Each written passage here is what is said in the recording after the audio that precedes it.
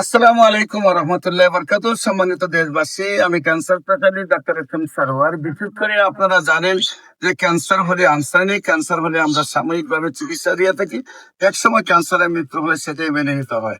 বিশেষ করে আমি বলবো যে সিলেটের ক্যান্সার স্পেশালিস্ট কামাল উদ্দিন সাহেবের চাচি, সিলাউড়া জামে মসজিদের সম্মানিত সভাপতি বুরহান সাহেবের ওয়াইফ কাসামালা, ওনার জরায়ু ক্যান্সার হয় এবং ব্রেস্ট ক্যান্সার হয়।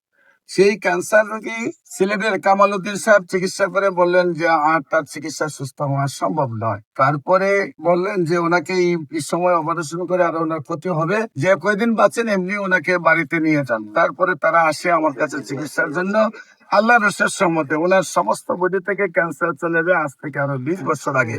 আদৌ তিনি সুন্দরভাবে সুস্থ আছেন। বিশেষ করে দেশবাসীর কাছে দোয়া চাই সেই সিলাউড়া জামে মসজিদের সভাপতি বুরহান সাহেবের ওয়াইফ কাসামালা যেন আজীবন ক্যান্সার মুক্ত থাকেন। আপনারা দোয়া করবেন এবং আমরা বিশ্বাস করি উনি যেহেতু 20 বছর ধরে ক্যান্সার মুক্ত আছেন এবং বডি ফিটনেসও আগের চেয়ে ভালো আছে, আল্লাহ রসের সঙ্গতে বাকি জীবন উনি ক্যান্সার মুক্ত থাকবেন। আমরা বিশ্বাস করি 1 বছর নিয়মিত চিকিৎসা হলে আজীবন ক্যান্সার মুক্ত থাকে।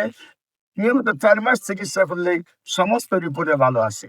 আমাদের বিশেষ করে ক্যান্সার, কিডনি, থ্যালাসেমিয়া, এইডস রোগ সারা ওয়ার্ল্ড বলে যে তার চিকিৎসা নেই, সাময়িকভাবে চিকিৎসা এবং চিকিৎসায় কয়েক লক্ষ টাকা মাসে প্রয়োজন।